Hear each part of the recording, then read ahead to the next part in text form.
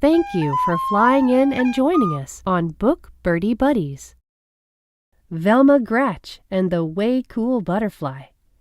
Written by Alan Madison and illustrated by Kevin Hawkes. Velma Gratch was the youngest of the three Gratch sisters. Frida, the oldest, had gone through first grade first, followed by Fiona. Now it was Velma's turn. The chorus teacher remembered Frida best because she had a voice like an angel. The gym teacher remembered Fiona best because she ran like the devil. And the first grade teacher, Mr. Plexipus, fondly remembered both sisters because of Frida's miraculous math and Fiona's spectacular spelling. Everyone from the class guinea pig to the principal had magnificent memories of the older Gratch girls, but they could hardly even recall Velma's name. This made Velma feel as if she did not belong in the first grade at all. She wanted to curl into a ball and roll right back into kindergarten. "Of course you belong," cooed Velma's mother, trying to cheer her up. "You've only just begun. Soon everybody will notice you." Velma couldn't wait. She needed to be noticed now. In chorus, she sang loudest so that the teacher could hear her best. In gym, she ran slowest so that the teacher could see her best. And in class, she refused to read and muddled her math. Mr. Plexipus lamented that she was the first Gratch sister ever sent to the principal's office. This brought a small smile to Velma's lips. "Littlest Gratch, why are you singing so loudly in chorus and running so slowly in gym?" inquired Principal crossly. "Because," answered Velma, "I want you to remember me, just like you remember Frida and Fiona." The principal's owlish eyes opened wide. "But, my dear, those Gratches are remembered for good things." Velma's small smile pretzel-twisted into a full-blown frown. Science was Velma's favorite subject.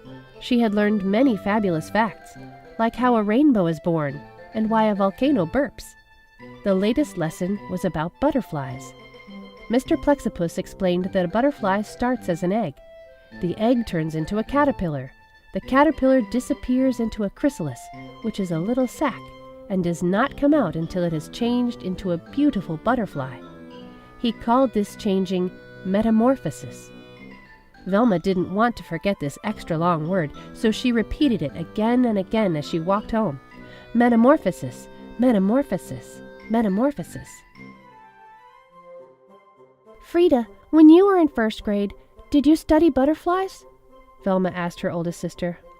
"No, we learned worms," Frida replied. "Fiona, when you were in first grade, did you study butterflies?" Velma asked her middle sister. "No, we found out about frogs," Fiona stated. "Well," said Velma proudly, "we are studying butterflies and metamorphosis." "That's way cool," Frida declared, and Fiona bobbled her head in way cool agreement. Velma read everything in the library about butterflies. She discovered that there are 20,000 different kinds, which was a lot. She adored the ones with colorful names, brown elfin, frosted flasher, sleepy orange, and the ones with funny names, comma, question mark, American snout, not to mention the ones with strange names, Morpho, painted lady, gossamer wing. But her favorite butterfly of all was the orange and black monarch. When it got cold, all the monarchs would fly south to Mexico to stay warm.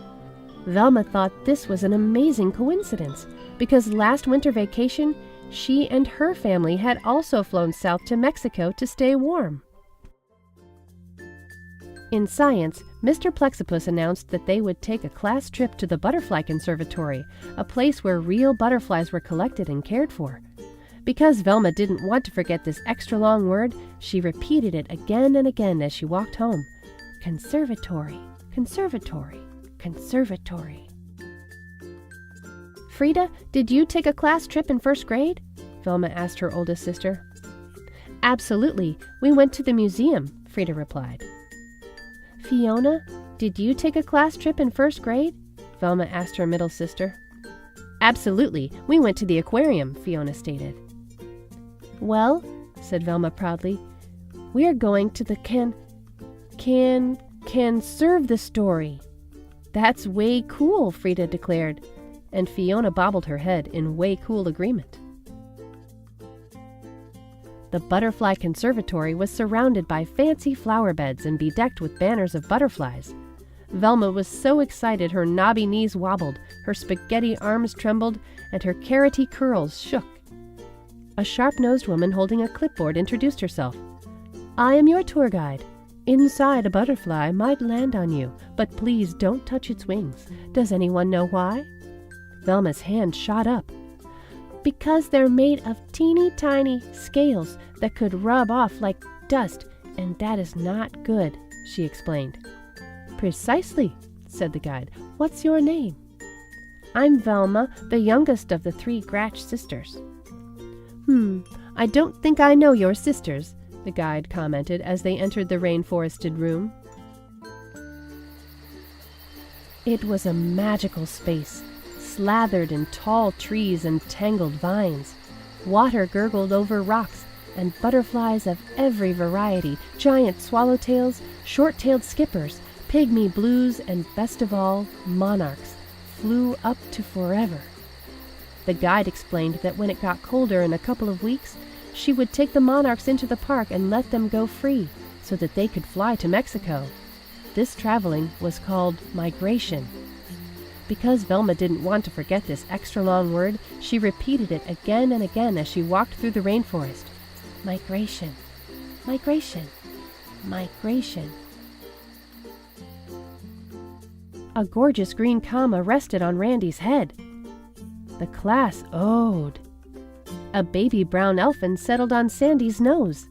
The class ah'd. A big blue morpho alighted on Andy's shoulder. The class gasped. But not one single butterfly landed on any part of Velma. Time to leave, instructed Mr. Plexipus as they neared the exit. A tear formed in a distant corner of Velma's eye. All she wanted was one single tingly touch of a butterfly. On a nearby branch sat a most lovely monarch. How she yearned to pet those velvety wings! She moved slowly. The class was leaving. One more inch. It was so pretty. She froze. If she touched its wings, it might... Velma couldn't do it. She couldn't hurt a butterfly. Come now, Velma, we have to go. Sadly, Velma turned away. And at that very moment, the most marvelous thing happened. The monarch hopped from its branch and roosted right on Velma's finger. Delicate wings slowly folding, antenna twitching, weightless and wondrous, the insect sat. Velma was in heaven. The bus is waiting, her teacher called. Velma placed her finger next to the branch. Bye-bye, butterfly, she whispered. But the monarch didn't move. We're closing, said the guide. Velma lightly blew on the butterfly. It didn't budge. Without ever touching the butterfly's wings, everyone tried to get the monarch to fly, crawl, or walk off Velma's finger, but nothing worked. At last, Velma was told to leave with the butterfly still perched on her pointer. It stayed there on the bus ride home. It stayed there when she slept, and was still there when she awoke. It stayed during gym, math, reading, ballet, soccer. Day in and day out, it stayed put on that pointer. Soon everyone from the class guinea pig to the principal knew about Velma and her butterfly. Mr. Plexipus lamented that Velma was positively the first Gratch ever sent to the principal's office twice. This stuck an oversized frown on Velma's face.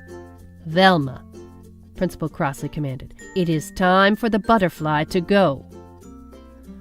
Oh, I've tried to get it to go, Velma moaned, but it just won't. Well, no one will ever forget this, the principal fumed. Velma's frown pretzel-twisted into a small smile. "Hey, I know what to do," she proclaimed. "Migration." Velma paraded Principal Crossley, Mr. Plexipus, her class, Frida, and Fiona to the park.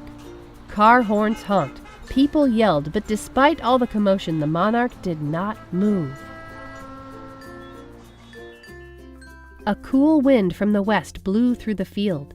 In the middle stood the tour guide from the conservatory, carefully opening an enormous sack. A single monarch butterfly stepped out, looked around, and flitted away. It was trailed by 10, then 10 more, soaring up and up until the sky overflowed with thick clouds of orange and black. "What's happening?" wondered Frida. "Why are you letting them go?" demanded Fiona. "Migration," answered the guide. "Migration," repeated Velma. The wind tousled Velma's hair and tickled her butterfly's wings. The monarch jumped onto her nose as if to give her a kiss, and then took flight to join its friends. Over the treetops it flew, over the skyscrapers, and up into the wild blue, orange, and black yonder, on its way to Mexico. "Velma!" shouted Principal Crossley, and every eye turned toward her. "Oh no," fretted Velma, sure that she was about to become the only Gratch ever sent to the principal's office 3 times. "That was way cool," the principal said, and one and all bobbled their heads in way cool agreement. Then, with her fine finger where the monarch had sat still a tingle, Velma, followed by her 2 sisters, floated home. That was Velma Gratch and the Way Cool Butterfly, written by Alan Madison and illustrated by Kevin Hawkes. Nestle in for one more story with Book Birdy Buddies. Russell and the Lost Treasure by Rob Scotton. Russell the sheep was perfecting his triple somersault when he was distracted by a passing crow. "Wow, a treasure map!" exclaimed Russell. Russell fell to the ground with a thud. And a really good idea. "I will find the lost treasure of Frog's Bottom." So Russell went to his workshop, and after much banging and clattering, he was ready to show off his new invention, Super Duper Treasure Seeker. "Look out, treasure! Here I come!" He searched high. He searched low. He looked in and out, over, under, left, and right. Nothing.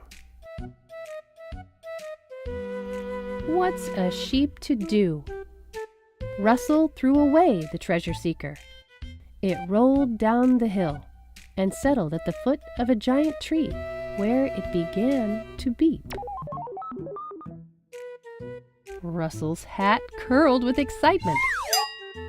He squeezed into a hole at the base of the tree, where he crawled and crawled and crawled until at last, could it be? It was! The lost treasure of Frog's Bottom!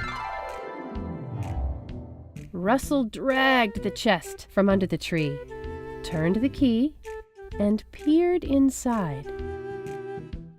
The chest was crammed full, brimming with a bunch of useless stuff and a really old camera. This camera's older than my dad, and I bet it doesn't work. Then again, I bet it does. There is no treasure, said Russell with a sigh.